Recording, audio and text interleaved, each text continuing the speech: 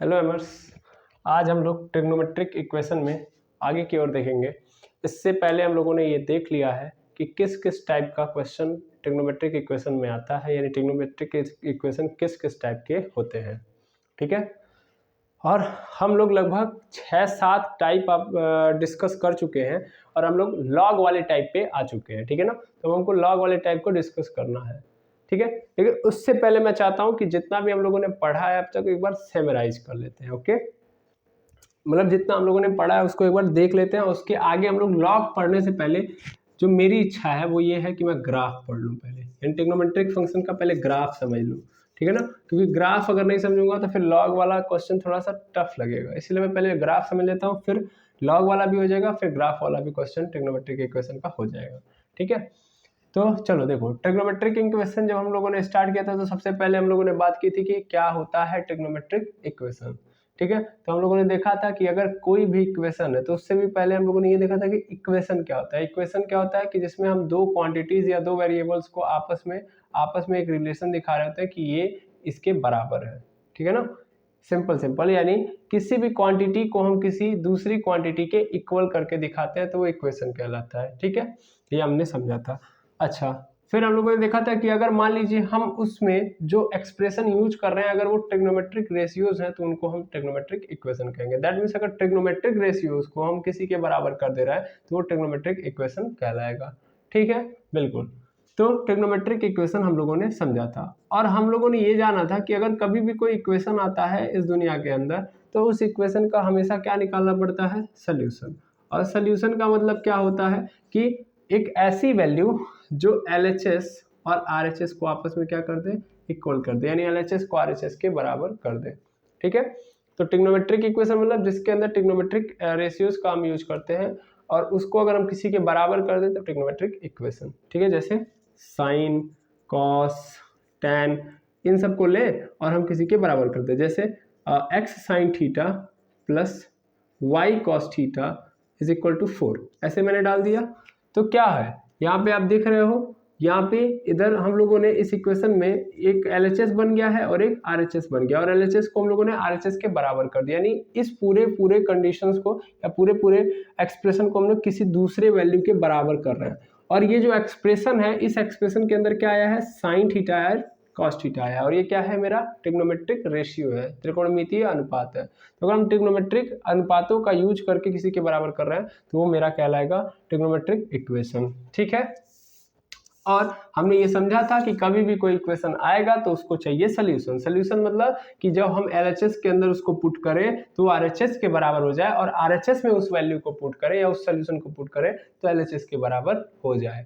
ठीक है, तो वो मेरा इक्वेशन का सोल्यूशन कहलाता है। और अगर हम ट्रिग्नोमेट्रिक इक्वेशन के सोल्यूशन की बात करें तो वो दो टाइप के सोल्यूशन होते हैं। पहला होता है जनरल सोल्यूशन, जनरल सोल्यूशन, और दूसरा होता है प्रिंसिपल सोल्यूशन। ठीक है, प्रिंसिपल सोल्यूशन। तो सोल्यूशन भी कितने टाइप के, दो टाइप के, general solution and principal solution. अब अगर जनरल सोल्यूशन की बात करोगे तो जनरल सोल्यूशन क्या होता है, जनरल सोल्यूशन सबका हर ट्रिग्नोमेट्रिक रेशियो का अलग अलग होता है। ठीक है, जैसे कि हम लोग देखें साइन एक्स का, तो साइन एक्स का होता है n पाई प्लस ब्रैकेट में -1 पूरे पे पावर n, और यहाँ पे क्या हो जाएगा आपका y। मतलब सर नहीं समझे आप, मतलब मान लो कि मैंने इस ट्रिग्नोमेट्रिक फंक्शन को, मान लो जैसे कि साइन एक्स है मेरा, वो बराबर हो जा रहा है साइन वाई के, तब उस कंडीशन में जो मेरा x का जनरल सोल्यूशन होगा जिसको मैं यहाँ पे रखूंगा, यानी x का वो वैल्यू जिसको मैं यहाँ पे रखूंगा तो किसके बराबर हो जाए, साइन y के बराबर हो जाए, तो वो क्या होगा, तो वो होगा n पाई प्लस माइनस, लो यहाँ पे ध्यान से देखेंगे तो इसको मैं ऐसे डायरेक्ट कर देता हूँ कि x is equal to n pi plus bracket में -1 पे पावर n और यहाँ पे y, यानी x के इतने सोल्यूशन होंगे, इनको हम यहाँ पे पुट करेंगे तो ये y के बराबर होंगे। लेकिन ये केस कब फॉलो होगा, जब साइन x मेरा साइन y के बराबर होगा तब, यानी एक इक्वेशन के फॉर्म में होगा तब। उसी तरीके से अगर cos x मेरा cos y के बराबर हो जाए तो क्या होगा, तब मैं x की यहाँ पे कौन कौन सी वैल्यू रख सकता हूँ, तो वो होगा मेरा 2n pi plus minus y, 2n pi plus minus y, ये हो जाएगा। उसी तरीके से यानी यहाँ पे cos के लिए जो जनरल सोल्यूशन होता है वो क्या होता है, ये होता है। उसी तरीके से अगर tan x बराबर tan y हो जा रहा है तो फिर x की वैल्यू क्या आएगी, तो वो आएगी 2n pi plus minus sorry यहाँ पे आएगा n पाई प्लस y। ये आ जाएगा जनरल सोल्यूशन। ठीक है, इसी तरीके से अगर मान लीजिए कि मेरा यहाँ पे ये पहला हो गया, यहाँ पे दूसरा हो गया, यहाँ पे ये तीसरा हो गया। अगर मैं चौथे की बात करूँ तो ऐसा भी हो सकता है कि मैं स्क्वायर के फॉर्म में ले सकता हूँ कि साइन स्क्वायर एक्स जो है साइन स्क्वायर वाई के बराबर है। तब यहाँ पे x का क्या होगा सोल्यूशन, क्या क्या सोल्यूशन हम x में पुट करेंगे तो ये RHS के बराबर हो जाएगा। तो x इज इक्वल टू हो जाएगा n pi plus minus y. ठीक है, उसी तरीके से पांचवें कंडीशन पे चले जाओ तो पांचवें कंडीशन में क्या आएगा कि cos square x is equal to हो जाएगा cos square y, cos square x is equal to cos square y हो जाएगा। और cos स्क्वायर y मतलब यहाँ पे क्या हो जाएगा, यहाँ पे अगर मैं x निकालूं तो ये भी होगा n pi plus minus y। ठीक है, फिर इसी तरीके से छठे नंबर पे आ जाओ और यहाँ पे आप देखोगे तो आएगा मेरे पास tan square x is equal to tan square y, और tan square x is equal to tan square y अगर बराबर हो जा रहा है तब यहाँ पे कौन कौन सी वैल्यू x की होंगी तो वो भी n pi plus minus y। ठीक है, ये मैं कहाँ से ला रहा हूँ ये आप लोगों को मैंने पहले ही बता दिया है। ठीक है ना, पहले के वीडियोस के अंदर ही आपको एक्सप्लेन कर दिया है। ठीक है, अच्छा ये भी हो गया। अब ये तो आपको जनरल सोल्यूशन है, यहाँ पे आपको क्या करना है y की वैल्यू पुट करते जानी है, ये क्या बोलते हैं y की वैल्यू पुट करती है और n मतलब जितना आपको चाहिए n मतलब यहाँ पे हर जगह याद रखेंगे कि n बिलोंग्स टू इंटीजर्स। यहाँ पे n मेरा क्या होगा इंटीजर्स होगा, यानी वो प्लस में भी हो सकता है और माइनस में भी हो सकता है, तो उसमें कोई दिक्कत नहीं होनी चाहिए। अब आता है प्रिंसिपल सोल्यूशन। तो प्रिंसिपल सोल्यूशन क्या होता है, तो प्रिंसिपल सोल्यूशन उस सोल्यूशन को बोलते हैं जिसमें जो मेरा सोल्यूशन है ये सोल्यूशन तो मेरा इनफाइनाइट निकल के आएगा। मैं n की वैल्यू इंटीजर्स है तो n की वैल्यू मैं कितना रख सकता हूँ, इंटीजर्स रख सकता हूँ, दैट मीन्स इनफाइनाइट तक रख सकता हूँ। तो यहाँ पे जो मेरी वैल्यू आएगी वो इनफाइनाइट तक आएगी। लेकिन हमें सिर्फ वो सोल्यूशन जो कहाँ तक बिलोंग करते हैं 0 से 2 पाई के बीच में, यानी 0 या 2 पाई के बीच में बिलोंग करते हैं, या 0 और 2 पाई हो या उनके बीच का सोल्यूशन हो, तो वो मेरा प्रिंसिपल सोल्यूशन कहलाता है। ठीक है, तो हम लोगों ने यहाँ से जनरल सोल्यूशन के लिए फॉर्मूले डिराइव किए थे, फिर प्रिंसिपल सोल्यूशन को भी समझा था कि वो कहाँ से कहाँ तक होगा 0 से लेके 2 पाई तक, और वो मेरा प्रिंसिपल सोल्यूशन होगा। ओके, तो ये बात भी क्लियर हो गई बिल्कुल। तो कैसे कैसे आया है ये आप पहले से जानते हो। ठीक है, अब मैं अगर आगे की बात करूँ तो जब हम लोगों ने ये जनरल सोल्यूशन निकाल लिया, फिर प्रिंसिपल सोल्यूशन निकालना सीख लिया, तो हम लोगों ने देखा कि मतलब ये फार्मूला हो गया, बस हमको निकालना होता है। जैसे मैं आपको यहाँ पे एक क्वेश्चन के थ्रू समझा देता हूँ कि कैसे हम किसी का भी general solution and principal solution निकाल सकते हैं। ठीक है, ताकि आपको याद रहे। ओके, तो अगर देखेंगे आप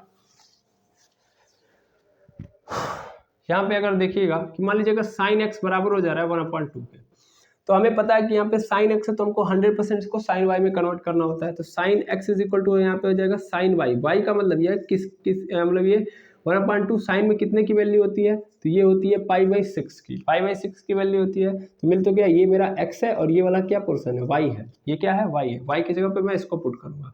अब मैं रख सकता हूँ एक्स इज इक्वल टू क्या लिख सकता हूँ मैं, एक्स इज इक्वल टू लिख सकता हूँ n पाई प्लस माइनस 1 पे पावर n, और यहाँ पे क्या पुट कर सकता हूँ, मतलब यहाँ पे लिख सकता हूँ y की वैल्यू कितनी पाई/6।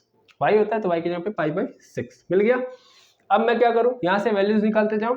कैसे निकालूंगा, मैं n की वैल्यू 1 पुट कर देता हूँ। तो 1 पुट करूंगा तो क्या हो जाएगा, यहाँ पे पाई हो जाएगा, यानी n की वैल्यू यहाँ पे पुट 1 कर दूंगा तो हो जाएगा x is equal to 1 into pi, यानी पाई हो गया, प्लस -1 पे पावर n, दैट मीन्स क्या आ जाएगा, यहाँ पे माइनस लग जाएगा, क्योंकि जब भी माइनस के ऊपर ऑड पावर होगी, 1 क्या है ऑड नंबर है, तो अगर ऑड पावर होगी तो क्या होगा, माइनस का साइन हमेशा रहेगा, यानी यहाँ पे माइनस रहेगा और यहाँ पे हो जाएगा पाई/6। तो अगर मैं इसको डिफाइन करूँ तो क्या हो जाएगा 6 पाई माइनस पाई, यानी 5 पाई/6 है ना। यानी मैं अगर x की वैल्यू यहाँ पे क्या पुट कर दूं, x की वैल्यू अगर 5 पाई/6 भी पुट कर दूं तो भी मेरा क्या आ जाएगा 1/2 आ जाएगा। तो पहली वैल्यू 5 पाई/6, दूसरी वैल्यू क्या आ गई 5 पाई/6। फिर मैं n की वैल्यू 2 पुट कर दूं, तो n की वैल्यू अगर 2 पुट कर देता हूं तो यहाँ पे 2 हो जाएगा, यानी क्या हो जाएगा यहाँ पे x इज इक्वल टू 2 पाई हो जाएगा, प्लस यहाँ पे -1 पे पावर 2, और कभी भी माइनस साइन पे अगर इवन पावर आ जाती है तो क्या हो जाता है माइनस साइन चेंज होकर प्लस में हो जाता है, यानी प्लस हो जाएगा। और यहाँ पे पाई/6 और 1 पे पावर प्लस का मतलब कितना भी पावर लगा 1 ही होगा, तो कोई दिक्कत तो है नहीं। फिर इसमें 6 2 जा 12, 12 1 13 पाई/6। तो यानी अगर मैं x की वैल्यू यहाँ पे क्या पुट कर दूं 13 पाई/6 तो भी मुझे क्या मिलने वाला है 1/2 मिलने वाला है। इसी तरीके से मैं n की वैल्यू क्या लिख सकता हूँ 3 लिख सकता हूँ, तो x इज इक्वल टू हो जाएगा 3 पाई, और यहाँ पे क्या लग जाएगा माइनस, क्योंकि फिर से ऑड है तो -पाई/6 हो जाएगा।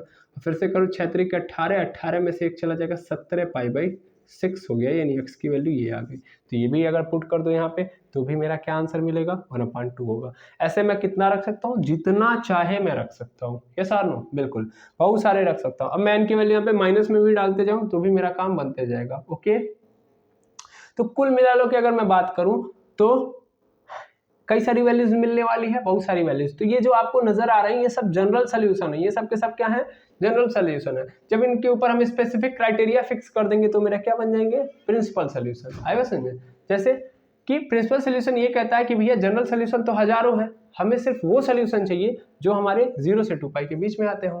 तो देखा जाए तो पहला सोल्यूशन, मतलब अगर देखा जाए यहाँ पे तो कितना आया है, पहले मैं इसका जनरल सोल्यूशन लिख देता हूँ। पहला आया मेरे पास π/6, दूसरा मेरे पास क्या आया 5π/6, तीसरा मेरे पास क्या आया, तीसरा मेरे पास आया है 13π/6, चौथा मेरे पास क्या है 17π/6। ठीक है, अब देखा जाए तो कितना कितना का क्राइटेरिया चेंज होते जा रहा है, यानी कितना कितना इंक्रीज होते जा रहा है। तो पहले पाई, मतलब यहाँ पे कितना इंक्रीज हुआ है, हर बार घटते गया है। ठीक है ना, पहली बार में मतलब इस वाले में देखा जाए तो इसमें π/6 आया, फिर अगली बार में पाई माइनस कर दिया गया है, फिर अगली बार में 2, मतलब यहाँ पे देखेंगे तो यहाँ पे पाई माइनस कर दिया गया, यहाँ पे देखिए पाई माइनस π/6 हुआ है, फिर अगली बार में 2π जोड़ दिया गया, फिर अगली बार में 3π घटा दिया गया। तो ऐसे सीक्वेंस चल रहा है, ऐसे बहुत सारे होंगे, हमें उस पर दिमाग नहीं लगाना। तो ये जनरल सोल्यूशन है, जनरल सोल्यूशन। हमें प्रिंसिपल सोल्यूशन चाहिए। प्रिंसिपल सोल्यूशन क्या होगा, जो 0 से 2π के बीच में होगा। तो 0 से 2π के बीच में कौन कौन सा आएगा, ये देखो π/6 आएगा, बिल्कुल π/6 होगा। अच्छा क्यों, क्योंकि ये क्या है 0 से 2π के बीच में है। 0 तो 0 नहीं है, पहली बात तो ये 0 नहीं है, 0 से कम है नहीं है, तो 0 नहीं है, 0 से बड़ा है, ठीक है, और कम है नहीं, तो इसको हम ले सकते हैं। दूसरा 5π/6 ये भी क्या है 1 से छोटा है, अभी ध्यान से देखो तो ये क्या है 1 से छोटा है, यानी 6 से 5 में भाग दोगे तो क्या आएगा, ये अब अपना 1 से भी कम आएगा। तो इसका मतलब ये भी 2π से कम ही है, यानी 5π/6 हो गया, बिल्कुल। अच्छा तीसरे नंबर पे जाओ तो तीसरे नंबर पे 6 दूना 12, 6 दूना 12 दो बार में चला जाएगा, 6 दूना 12, यानी यहाँ पे आप खुद देख सकते हो कि अगर मैं डिवाइड करूँ 13 में, तो ये 13 में 6 से मैं भाग करूँ तो 6 दूना 12 हो जाएगा, एक दशमलव लगाऊंगा 0, 6 कम 6 4 बच गया, फिर दशमलव लगा 0, यानी 2.16 पाई हो जाएगा। और 2.16 पाई का मतलब 2 पाई से ज़्यादा हो गया, तो मैं इसको नहीं ले सकता, यानी कुल मिला के यही दो मेरा होगा, है ना। ये मेरा क्या बन गया, ये मेरा बन गया प्रिंसिपल सोल्यूशन। तो इस तरीके से जनरल सोल्यूशन और इस तरीके से प्रिंसिपल सोल्यूशन हम लोग डिफाइन करते हैं। तो आई होप ये समझ में आ गया होगा, बिल्कुल। तो इसमें कोई नया चीज़ था नहीं, इसलिए मैं इसमें ज़्यादा दिमाग लगाने वाला हूँ नहीं, ना आपको लगाने की ज़रूरत है, आप सब लोगों ने पढ़ा ही है। General solution and principal solution आप लोग समझ ही गए होंगे कैसे निकालना है, ठीक है। अब आते हैं, बात करते हैं कि जब हम लोगों ने इतना पढ़ लिया तो उसके बाद क्या पढ़ा सर, या उसके बाद क्या पढ़ने की ज़रूरत है। तो फिर हम लोगों ने देखा ना ट्रिग्नोमेट्रिक इक्वेशन को हम लोग एक ही तरीके से, मतलब एक ही टाइप से ट्रिग्नोमेट्रिक इक्वेशन नहीं मिलेंगे हमको, कई सारे टाइप से मिलेंगे और उनको हमको क्या करना पड़ेगा, सॉल्व करना पड़ेगा। मतलब सर, मतलब अगर आप बात करोगे तो जनरली आप छोटे बेसिस पे पढ़ रहे होगे, जब क्लास 10th में आप पढ़ोगे तो एक चैप्टर आपको मिलेगा pair of linear equation in 2 variable. तो pair of linear equation in 2 variable की अगर मैं बात करूं तो वो कुछ इस तरीके से होता था, उसका जो फॉर्मेट होता था ax plus by plus c is equal to 0, या a1, क्योंकि पेयर में लेना है तो a1x plus b1y plus c1 is equal to 0, और a2x plus b2y plus c2 is equal to 0 मिलता था। अब इसको सॉल्व करने के लिए ना हम लोगों ने फिक्स मेथड, क्योंकि ऑलवेज हमको इसी फॉर्म में मिलता था, इसी में a1 a2 b1 b2 को, मतलब a1 a2 और b1 b2 और c1 c2 को चेंज करते रहता था, यानी इनके नंबर के फॉर्मेट को चेंज करता रहता था। कभी रेशनल नंबर ले लेता था, कभी इंटीजर्स ले लेता था, कभी होल नंबर ले लेता था, कभी रेशनल नंबर ले लेता था, कुछ भी ले लेता था। तो हम आराम से सॉल्व कर लेते थे। उसके सॉल्व करने के हमारे पास लिमिटेड मेथड थे, दैट मीन्स 3 मेथड थे और 3 ही मेथड से आराम से सॉल्व हो जाता था। और उसमें कोई ऐसा जरूरी नहीं था कि एक मेथड सब पे नहीं लगेगा, कोई भी एक मेथड उठाओ ना तो किसी भी मेथड से सॉल्व हो सकता है, ठीक है ना। तो हम लोगों ने ये समझा हुआ है। लेकिन जब ट्रिग्नोमेट्रिक इक्वेशन की बात करेंगे तो ट्रिग्नोमेट्रिक इक्वेशन के अंदर बहुत सारे वेरिएशन होते हैं, ठीक है ना। इसीलिए उस ट्रिग्नोमेट्रिक इक्वेशन को कई सारे टाइप के अंदर डिवाइड कर दिया गया। क्यों? ताकि हम इजीली सोल्यूशन निकाल पाएँ, ताकि हम हर टाइप को आसानी से समझ के और उसका सोल्यूशन कैसे फाइंड आउट करना है वो निकाल पाएँ। भाई ट्रिग्नोमेट्रिक इक्वेशन जिसके लास्ट में लिखा है इक्वेशन उसका चाहिए सोल्यूशन। अब सोल्यूशन निकालने के लिए हमें ये देखना पड़ेगा कि इक्वेशन कैसा है, इक्वेशन की डिमांड कैसी है। भाई सोल्यूशन मतलब LHS को RHS के बराबर करना है। अब अलग अलग वेरिएशन के कारण हमको ट्रिग्नोमेट्रिक इक्वेशन को क्या करना पड़ा, टाइप में डिवाइड करना पड़ा, ताकि हम क्या कर पाए, इजीली उसका सोल्यूशन एक एक मेथड के थ्रू आराम से निकाल पाए। तो ट्रिग्नोमेट्रिक इक्वेशन के अंदर हम लोगों ने कई सारे टाइप बनाए। सबसे पहला टाइप फर्स्ट, देखिए टाइप फर्स्ट क्या है मेरे पास, टाइप फर्स्ट आया था मेरे पास फैक्टराइजेशन मेथड, है ना, फैक्टराइजेशन मेथड, फैक्टराइजेशन मेथड या क्वाड्रेटिक मेथड। क्वाड्रेटिक मेथड मतलब क्या है, फैक्टराइजेशन मेथड या क्वाड्रेटिक मेथड। तो इसमें जो हमको मिल रहा होता है ट्रिग्नोमेट्रिक इक्वेशन, उसको हम फैक्टराइजेशन यानी तोड़ते हैं, गुणनखंडन करते हैं या द्विघात समीकरण के रूप में चेंज करके उसको इजीली कर रहे होते हैं। तो ये मेरा फैक्टराइजेशन मेथड है। जबकि अभी हम क्वेश्चन के थ्रू भी समझेंगे। तो फिर आता है मेरे पास टाइप 2। टाइप 2 की अगर मैं बात करूं तो टाइप 2 मेरा कैसा था, तो टाइप 2 मेरा इस क्या बोलते हैं, a sin x plus b cos x is equal to c के फॉर्मेट में था। यानी यहाँ पे एक को क्या बोलते थे, साइन एक्स या कॉस एक्स, यहाँ पे कुछ भी हो सकता है, ऐसी बात नहीं है। यानी साइन है तो जरूरी कि साइन हो, टैन भी हो सकता है, लेकिन जो यहाँ पे जिस एंगल के साथ ये आएगा उसी एंगल के साथ ये भी आएगा, ठीक है ना। तो इसको हम लोग सॉल्व कैसे करते थे, तो हम लोग सॉल्व ऐसे करते थे कि इस फॉर्मेट में लिखा होता था, ये फॉर्म होता था। यहाँ पे देखो प्लस भी हो सकता है, यहाँ पे माइनस भी हो सकता है, कोई जरूरी नहीं केवल प्लस हो, तो प्लस माइनस मैं दोनों लगा सकता हूँ, प्लस माइनस भी। तुमको सॉल्व कैसे करना होता था भाई, फैक्टराइजेशन मेथड में कैसे सॉल्व करते थे, फैक्टर्स बना के सॉल्व कर लेते थे। क्वाड्रेटिक मेथड का मतलब क्या है, फैक्टराइजेशन या क्वाड्रेटिक मतलब क्वाड्रेटिक के फॉर्म में कन्वर्ट कर दोगे तो भी फैक्टराइजेशन मेथड ही लगेगा, है ना। तो इस तरीके से हम टाइप फर्स्ट को सॉल्व करते थे। टाइप सेकंड के लिए सॉल्यूशन क्या था कि हमें कुछ करना नहीं होता था, ये ए और बी है ना, तो इस ए का स्क्वायर कर देते थे, फिर बी का स्क्वायर कर देते थे, जोड़ देते थे और कर्णिम के अंदर डाल देते थे, और इसी से क्या कर देते थे, डिवाइड कर देते थे। डिवाइड करने से क्या बन जाता था, ये साइन अल्फा बन जाता था, या मतलब एक्स है तो कुछ भी मान लो ना, साइन अल्फा बन जाता था। Sine alpha sine x plus minus b, b के जगह पर फिर ये कन्वर्ट हो जाता था किसके अंदर, कॉस के अंदर या साइन के अंदर। तो जैसे भी होता था, या तो ये साइन ए प्लस बी बनाता था, या तो साइन ए माइनस बी बनाता था, या तो कॉस ए प्लस बी, या तो कॉस ए माइनस बी बना देता था। तो इस तरीके से चेंज हो जाता था और आसानी से ये सी वाला भी चेंज हो जाता था, है ना, तो काम बन जाता था।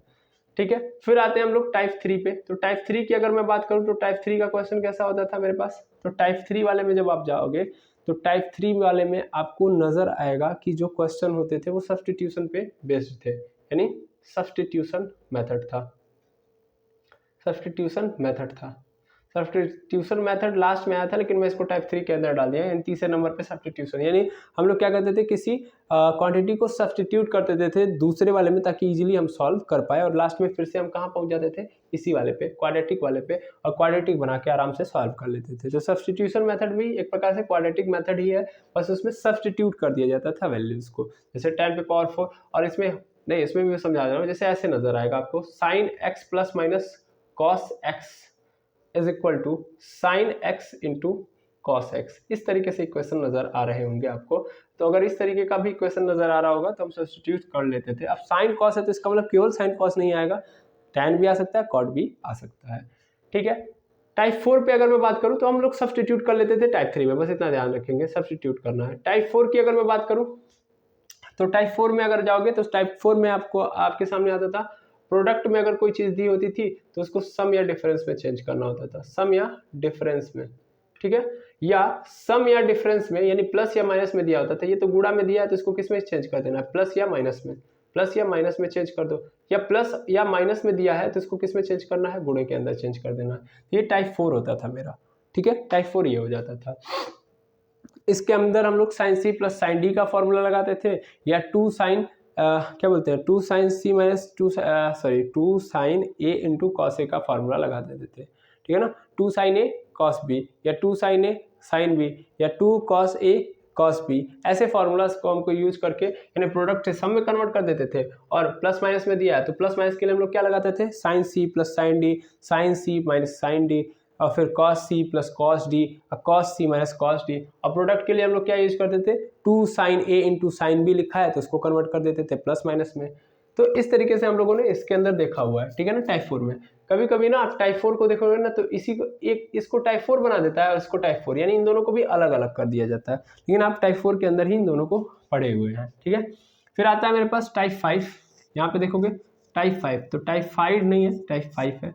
टाइप 5 में हम लोगों ने देखा कि किस तरीके से हम लोग किसी भी क्या बोलते हैं फंक्शन का रेंज लेके, यानी यूजिंग रेंज मेथड, यानी रेंज का यूज करके हम लोग ये ट्रिग्नोमेट्रिक इक्वेशन को सॉल्व कर रहे होते हैं, ठीक है ना। तो ये भी एक मेथड बन जाता है और रेंज के थ्रू हम टाइप 5 वाले इक्वेशंस को हम लोग सॉल्व करते हैं। इसमें कुछ अलग क्राइटेरिया नहीं दिया होता है, कोई इक्वेशन आपके सामने जनरली दे देता है और हम उसको क्या करते हैं, उसकी रेंज के बिहाफ पे उसके LHS को RHS को बराबर कर रहे होते हैं, ठीक है। जहाँ पे हम लोगों ने बहुत सारी चीज़ें सीखी कि जैसे साइन एक्स जो होता है वो मैक्सिमम वैल्यू कहाँ तक लाई करता है, साइन एक्स की मैक्सिमम वैल्यू 1 तक होती है या 1 के बराबर होती है, और मिनिमम वैल्यू जो होती है 1 से छोटी नहीं होती है, यानी या तो 1 होगी -1 होगी या तो -1 के बराबर होगी, या साइन एक्स की मिनिमम वैल्यू हो गई, ये 1 मैक्सिमम वैल्यू हो गई।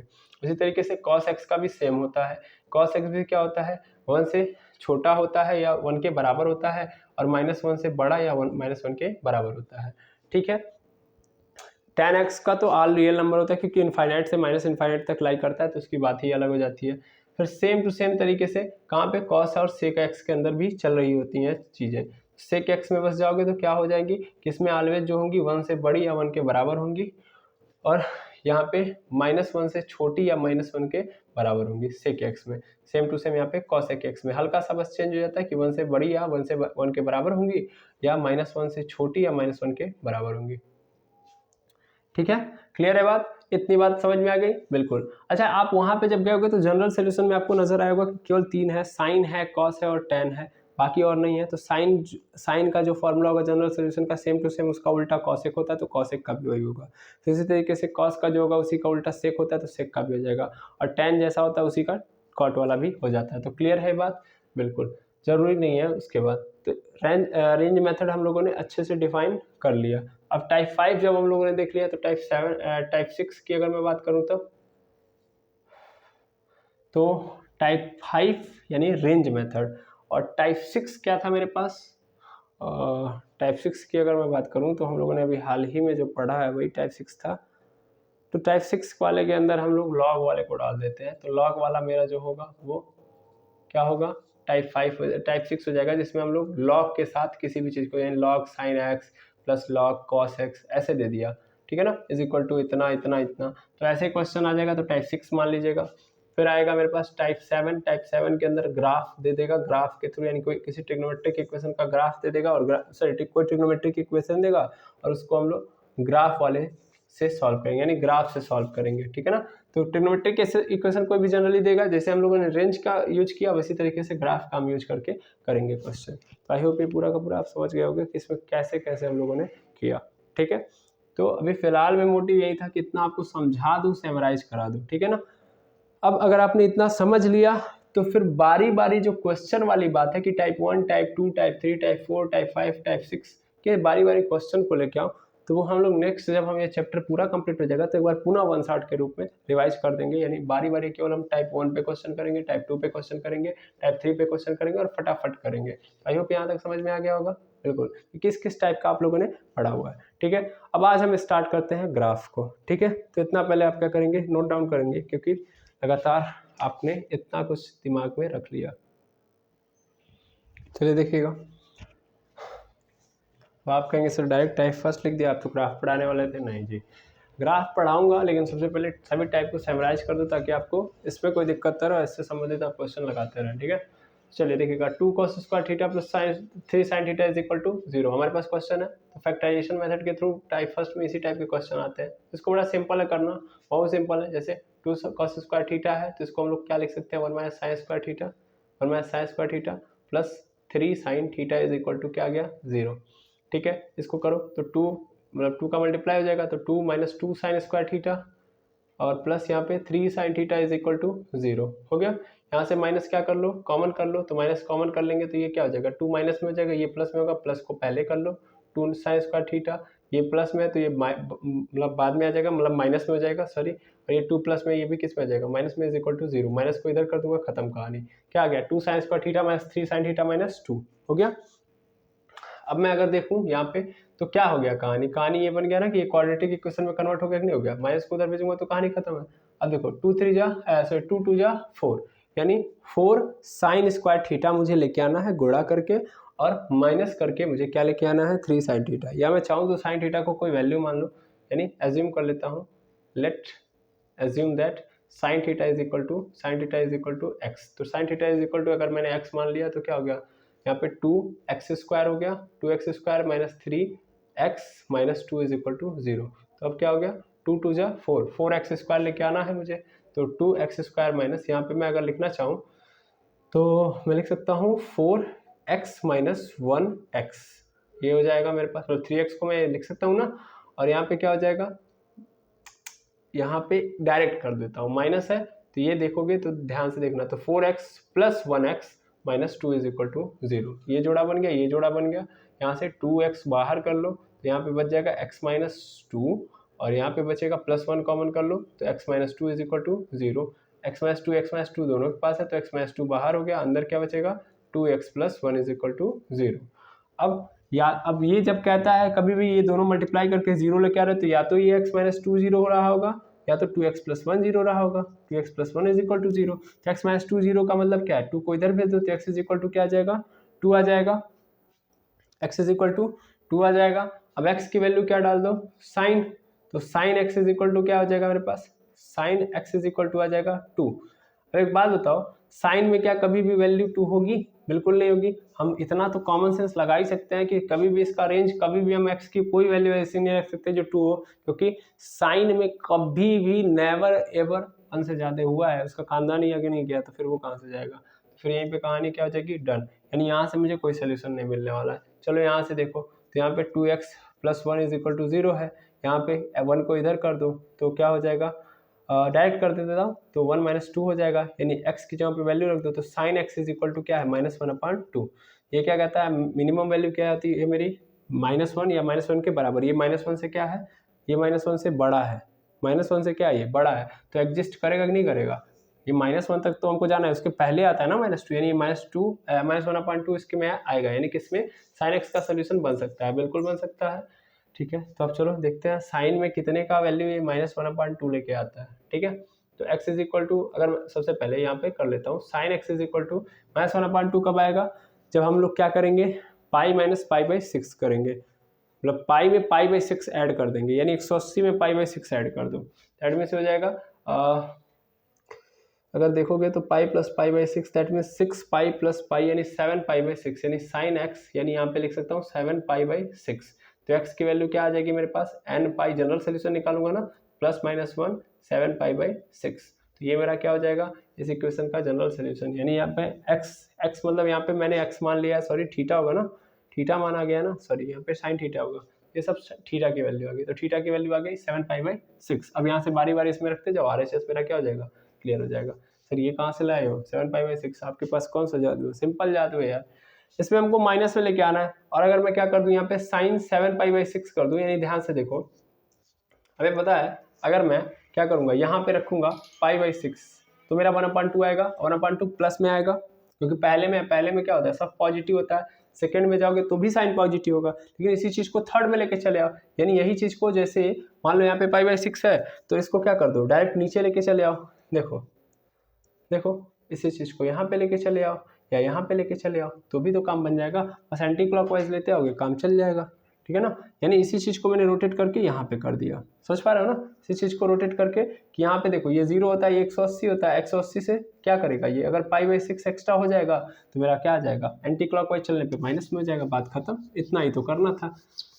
अब 180 प्लस पाई/6 मतलब पाई प्लस पाई/6 करोगे तो वही तो आएगा, 6 कम 6 और 6 में 1 जुड़ जाएगा तो 7 पाई/6। तो आई होप ये समझ में आ गया होगा। सेम टाइप से यहाँ भी एक क्वेश्चन दिया गया है, 2 sin x minus cos x 1 plus cos x is equal to sine square x।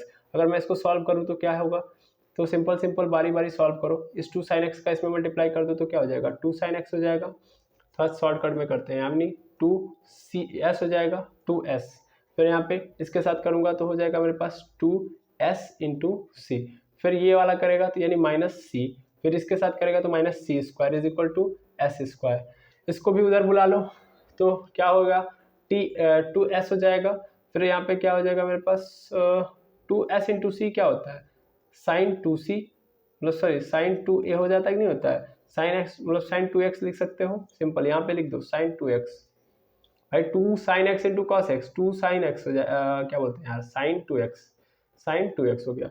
यहाँ पे देखोगे तो c माइनस सी स्क्वायर है, यहाँ पे c ऐसे रहने दो, फिर यहाँ पे देखोगे तो माइनस सी स्क्वायर ये आएगा तो माइनस एस स्क्वायर हो गया।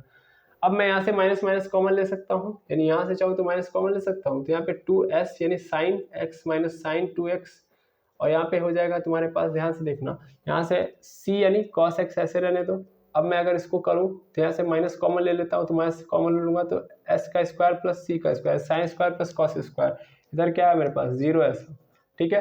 तो ये क्या हो जाएगा 2 sin x minus sine 2x minus cos x minus यहाँ पे देखोगे तो क्या हो जाएगा 1 इज इक्वल टू, यहाँ पे क्या आ गया मेरे पास 0 हो गया। इस 1 को इधर कर लो, इस 1 को इधर कर लो, तो क्या हो जाएगा 2 sin x माइनस, यहाँ पे देखोगे तो फिर से इसको ओपन करना ही पड़ेगा, तो 2 sin x into cos x minus cos x is equal to यहाँ पे 1 हो गया, ठीक है। अब चाहो तो जहाँ से भी कॉमन ले सकते हो, यहाँ से कॉमन ले लो, मतलब यहाँ से कॉमन ले सकते हैं या कहीं से भी कॉमन लिया जा सकता है। 2 sin x कॉमन ले सकता हूँ मैं, 2 sin x कॉमन ले लेता हूँ मैं, तो अंदर क्या बचेगा मेरे पास 1 माइनस कॉस एक्स, और यहाँ भी क्या बचेगा माइनस कॉस एक्स ही बचेगा। तो क्या ऐसा कॉमन लिया जाए कि अंदर कुछ बच जाए,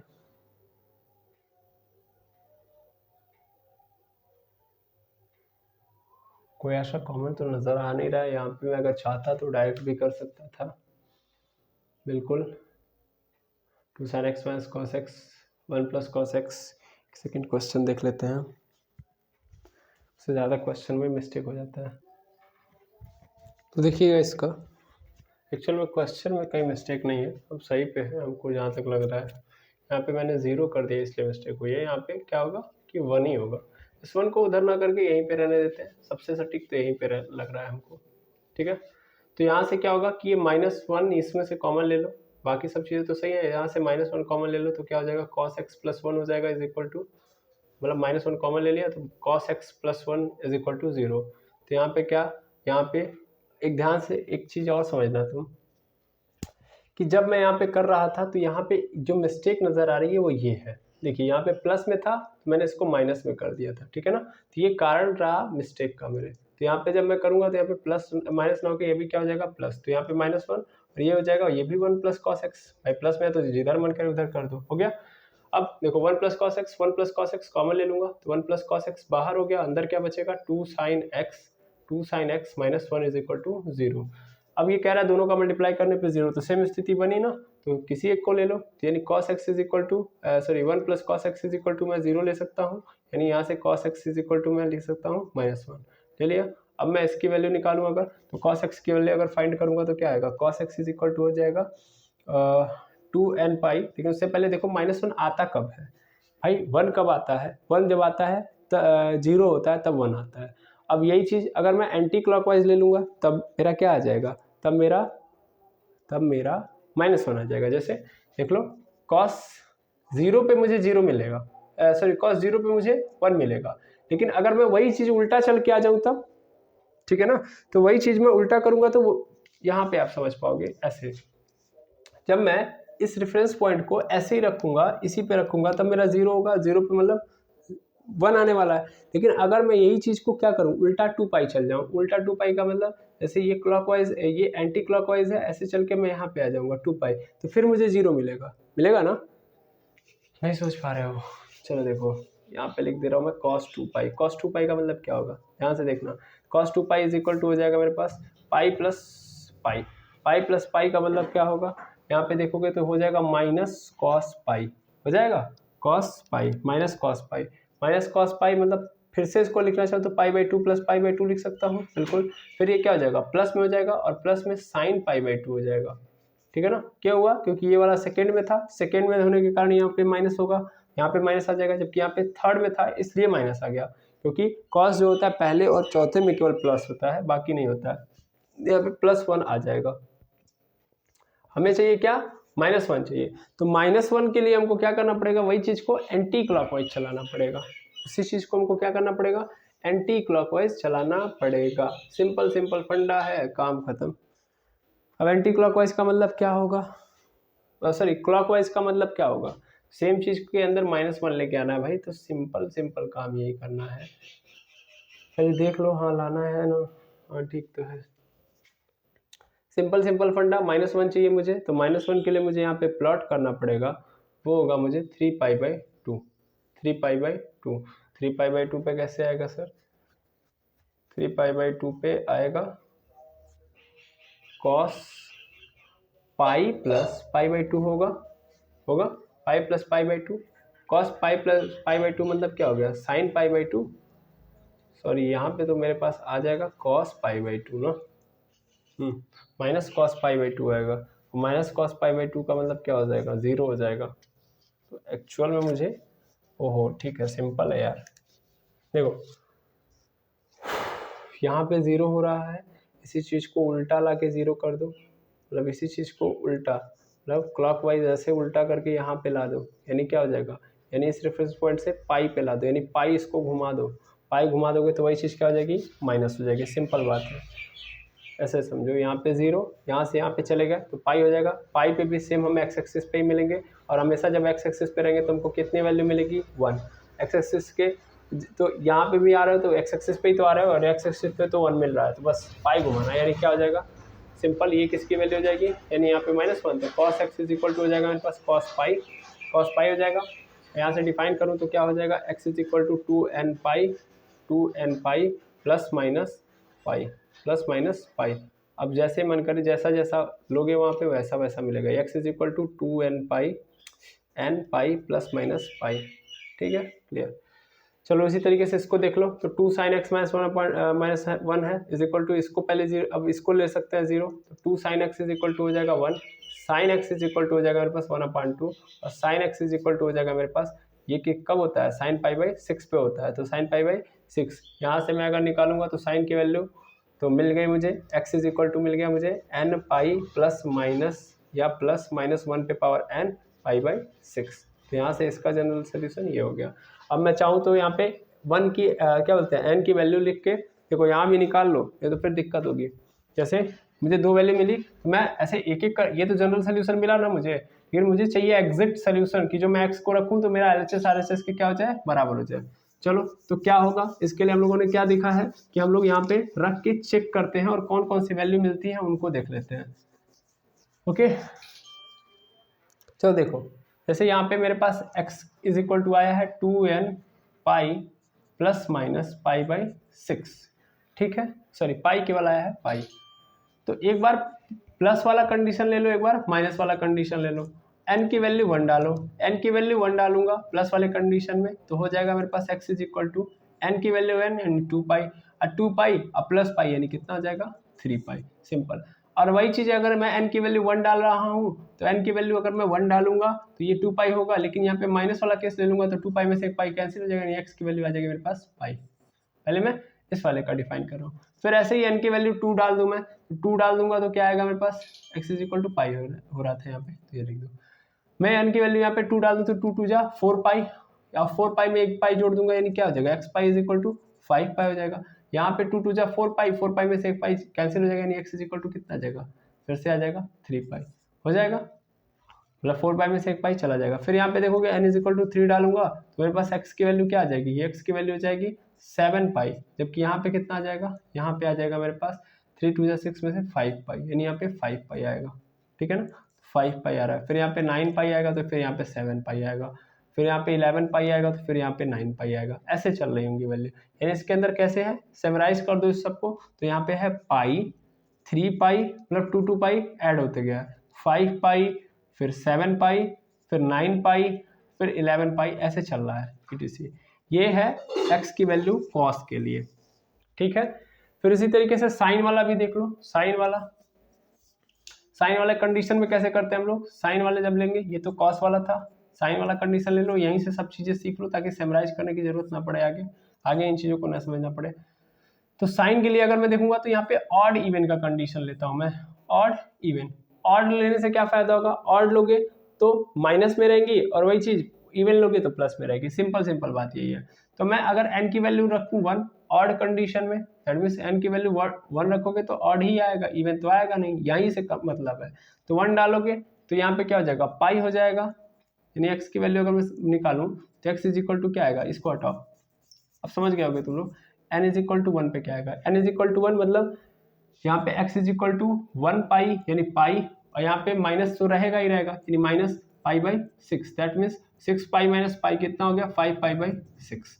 फिर क्या आएगा मेरे पास दूसरा n इज इक्वल टू 2 डाल दो, तो n इज इक्वल टू 2 डालूंगा तो क्या आएगा मेरे पास n इज इक्वल टू 2 पे, n इज इक्वल टू 2 पे डालूंगा तो ये हो जाएगा मेरा 2 पाई और यहाँ पे प्लस हो जाएगा 2 पाई प्लस पाई बाई 6, तो ये हो जाएगा 6 दूना 12, 12 1 13 पाई बाई 6। फिर उसके बाद n की वैल्यू मैंने यहाँ पे 2 डाली है, n की वैल्यू मैं यहाँ पे 3 डाल रहा हूँ, n की वैल्यू 3, तब x की वैल्यू देखूंगा तो ये हो जाएगा 3 पाई और माइनस पाई बाई 6, तो 6 तरीका 18, 18 में से 1 चला जाएगा 17 पाई बाई 6 हो गया। फिर उसी तरीके से n की वैल्यू 4 डाल के देख लो तो फिर कितना हो जाएगा 4 पाई और प्लस पाई बाई 6, तो कितना हो जाएगा 6 चौके 24, 24 एक 25, 25 25 पाई बाई 6 ये आ रहा है। क्या इसमें से कोई भी ऐसा सोल्यूशन नजर आ रहा है यहाँ पे? नहीं, बिल्कुल नहीं, कोई नजर नहीं आ रहा है। तो एक्चुअल में इस क्वेश्चन में ये बोला गया था कि आपको समराइज करके आप नहीं निकाल सकते। यहाँ पे हमें बस ये बोला था कि इसमें कौन कौन से ऐसे सोल्यूशन होंगे जिनमें आप कहाँ से कहाँ तक 0 से लेकर 2 पाई तक समराइज कर सकते हो। देखो आप आगे जाके क्वेश्चन सॉल्व करोगे तो फर्दर अलग अलग जब मिलेंगे आपको तो आपको क्या करना पड़ेगा, आपको यहाँ पे वैल्यू पुट कर करके देखनी पड़ेगी कौन कौन सी वैल्यू कॉमन है और डाल देनी है। एक्चुअल में हमसे जनरल सोल्यूशन केवल पूछा था इसलिए हम यहाँ पे नहीं बता सकते, और जनरल सोल्यूशन में हमको यहाँ पे 0 से 2 पाई के बीच में जो जो लाई कर रहा है उसको लिख लेना है। तो मेरा सबसे पहला कौन सा है, सबसे पहला है मेरे पास पाई वाला, पाई से भी पहले कौन है 5 पाई बाई 6, तो 5 पाई बाई 6 पे हो जाएगा, सॉरी पाई बाई 6 भी तो था यानी पाई बाई 6 है, पाई बाई 6 आएगा। फिर और कौन आएगा 5 पाई बाई 6 आएगा, 5 पाई बाई 6 आएगा, फिर पाई आ जाएगा, फिर आ जाएगा मेरे पास उसके बाद यहाँ से फिर तो बड़ी हो गई, यानी 3 ही वैल्यू है मेरे जनरल सोल्यूशन, यानी इस क्वेश्चन के लिए जनरल सोल्यूशन क्या होंगे यही होंगे। ठीक है, तो आई होप यहाँ तक पूरी बात समझ में आ गई होगी इस क्वेश्चन में। तो टाइप फर्स्ट आप लोगों ने समझ लिया, इसी टाइप से हम लोग टाइप 2 देख लेंगे, टाइप 3 देख लेंगे, टाइप 4 देख लेंगे और टाइप 5 देख लेंगे। इसी तरीके से लगातार हम लोग देखते जाएंगे। तो पहले आप टाइप फर्स्ट मतलब यहाँ तक समराइज करिए, फिर हम नेक्स्ट वीडियो में आएंगे तो बाकी सभी टाइप को एक ही वीडियो के अंदर खत्म कर रहे होंगे। ठीक है, तो आज के लिए इतना ही, कोई भी डाउट हो ज़रूर बताएं। Thank you very much एमर्स।